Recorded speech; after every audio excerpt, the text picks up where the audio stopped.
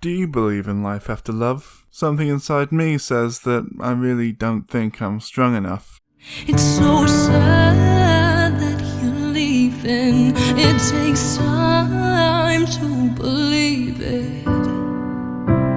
And after all is said and done, well, you're gonna be the lonely one.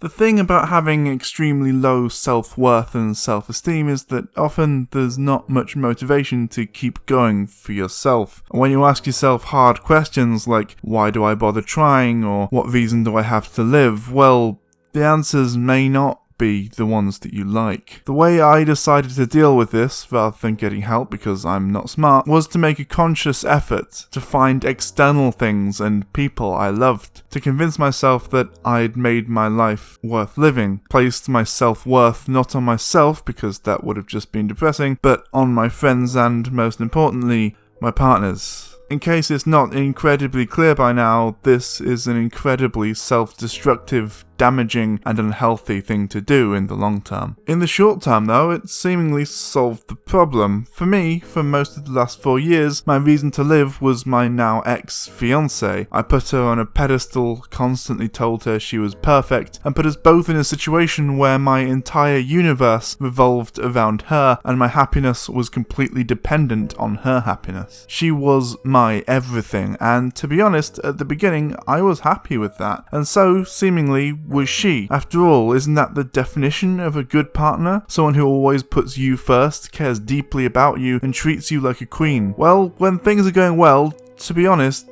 yes, I was happy. She was happy. I went above and beyond to be that perfect partner. I bought her flowers every week, made sure to shower her with gifts and affection, asked her to marry me. I even swallowed my pride and asked her father's permission, even though it went against a number of my deeply held beliefs and values, because she asked me to and said it was important to her. Of course, my enjoyment of and fixation on cunnilingus is well documented on this channel, and I'm completely open and willing to discuss it. In reality, of course, it's the result of a deeply held inferiority complex mixed with a number of self-worth and esteem issues, but it does also mean that, as a byproduct, I am a much more attentive, selfless lover who cares deeply, objectively too deeply, about my partner's pleasure. The problem with this should be obvious, but in case it's not, this is all well and good, is an extremely successful coping mechanism, and even a positive thing in many ways, but only temporarily, and only whilst things are going well. When things go badly, however, it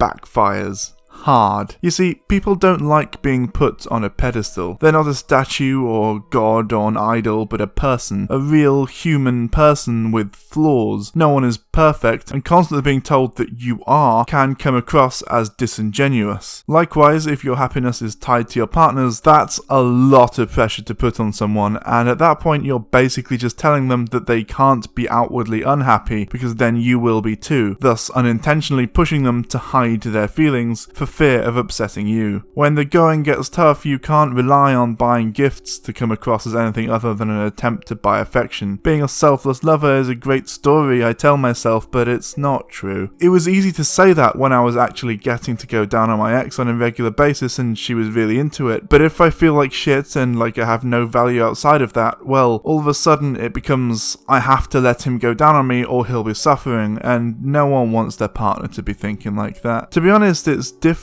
from being sad over a slump in a sex life and inadvertently putting pressure on your partner to sleep with you in precisely 0 ways. Other, I suppose, than in that situation, at least you can just have a quickie, whereas it's much more difficult to climax when you're not in the mood, and it's a much bigger sacrifice to allow someone to go down on you for a serious amount of time. At a certain point, a relationship requires depth, self-reflection, and maturity. A perfect partner is not someone who buys you flowers, goes down on you, treats you like a queen, worships at your feet, and tells you how perfect you are. That's fine for a while, but eventually one needs to be more than that. A real perfect partner is one who can be serious and mature and meet you on your level. Sure, they can be fun as well, and being good in bed is always a positive, but if you don't have that ability to grow with the relationship, remaining on one another's level, you are destined to fail. I learned this this the hard way. I tried to keep my relationship going through the things I loved about it from the beginning, and yes, I grew. I'm a totally different person, arguably better person than I was 4 years ago, but I never learned to let go, to have my own life and existence, to be with my ex and also have a life outside of her. Never learned how to deal with my personal problems and negative feelings, never managed to grasp the importance of brutally honest communicating, and as a result, I allowed my relationship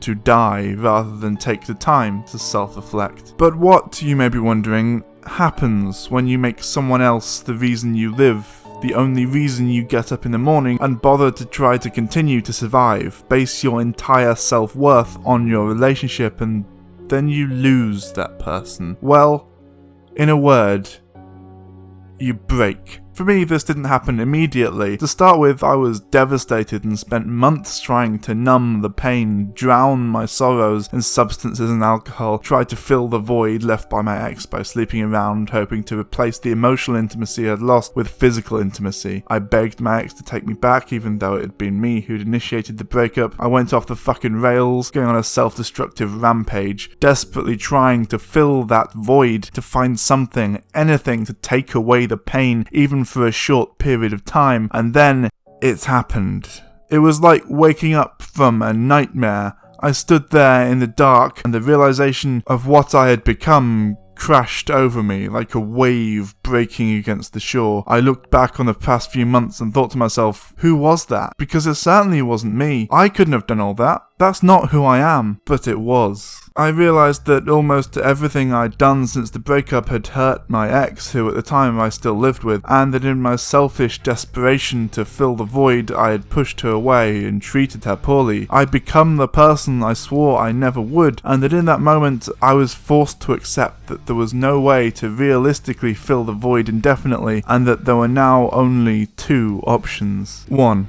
The hard path. Actually seeking help. Throwing out all my brownies, severely cutting down on alcohol, going to the doctors, referring myself to mental health crisis organisations, and actively doing my best to make up for my mistakes and become a better person. Actually finding reasons within myself to live, not putting that kind of pressure on a partner or anyone really, and finally learn to survive without having to rely on external forces and even people to determine my own capacity or ability to be happy or have a reason to keep going. 2. Just give up. Decide that there was no point anymore, that I wouldn't, couldn't, and didn't deserve to ever be happy, that my existence on this earth had caused nothing but pain to others, and that the best solution to this problem would be to just fucking kill myself, putting both myself and those I hurt out of their misery. I'd like to be able to sit here and tell you that I immediately realised the error of my ways, and went for option 1 without question. I'd like to, but I can't. As you can probably guess, and are almost certainly aware if you follow me on Twitter, I initially went for option 2. I found out that my ex was emotionally moving on, and I realised that this was my fault, that I've fucked up my own life, and that without her, I had no reason to keep on going, and that there was now nothing left for me to live for. For 4 years she'd been my everything, and now my everything had gone, and that left me with what? Well, logically, nothing. In a way, I was happy for her because, above all, I wanted her to be happy, and God knows we both changed to the point where it wasn't feasible for that to realistically happen with me. But on the other, my selfish self-hatred reared its ugly head, reminding me that she deserved to be with someone who could be better than I could be, who hadn't become this utter shambles of a person who was able to love her without making her responsible for their happiness. I couldn't do that, couldn't be that person, so it was time for me to end it all. After all, why bother at this point? I typed out a suicide note on my phone, saved it as a draft in Facebook Messenger of all places, let my best friend know that I'd written a note and was thinking about doing something about it, was preparing to end it all, walked out the door. I was on my way to the train station to kill myself in possibly the most selfish way possible. The cold air woke me up, freshened me up a bit as I walked down the street, my head swimming with thoughts of what I was about to do and why I was doing it. Going over and over the happy times I'd had with my ex, holidays we'd been on, stupid inside jokes, little funny cute moments like how I'd play her toes like a piano and she'd make a weird noise in response. The tough times and the good, the memory of my proposal seared into my brain forever. The night we sat at our kitchen table drinking cocktails and arguing over who knew the words to Bohemian Rhapsody the best. The ring was now on a little ring holder thing on the mantelpiece, no longer being worn. And then it hit me. As I was about halfway to the station, if I killed myself now, my final act would be to hurt the woman I had loved more than anything in the entire universe. My sausage, my squishy, the woman I would have waded through rivers of blood to please, beyond anything I could even imagine. Is that who I was now? I'd hurt her before, usually through carelessness or thoughtlessness,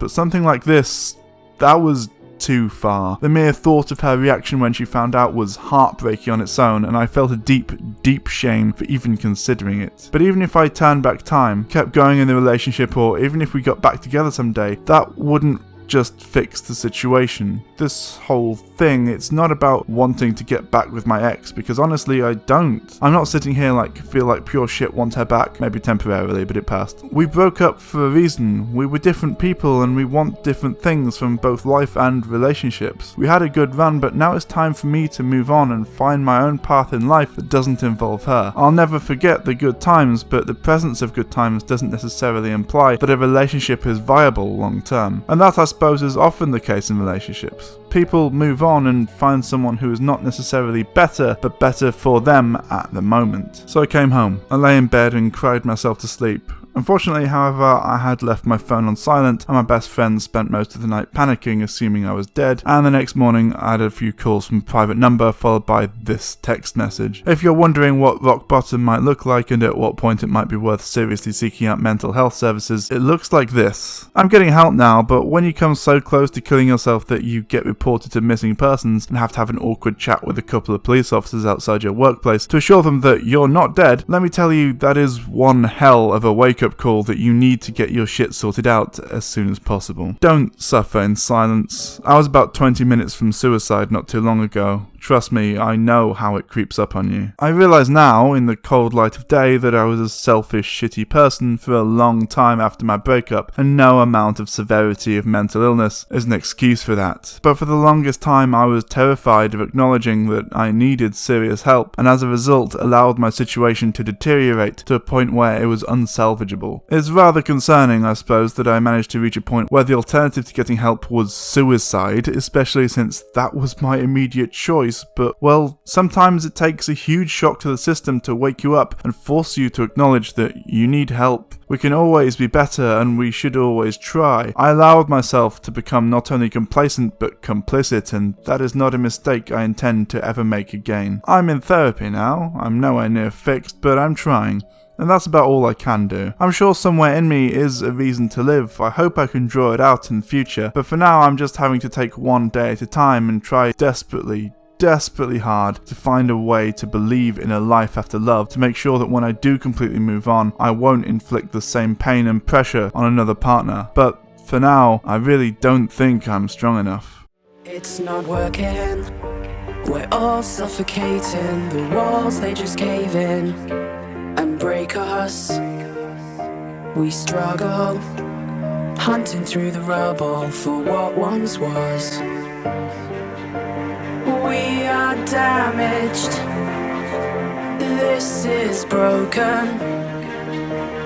We are damaged, this is broken.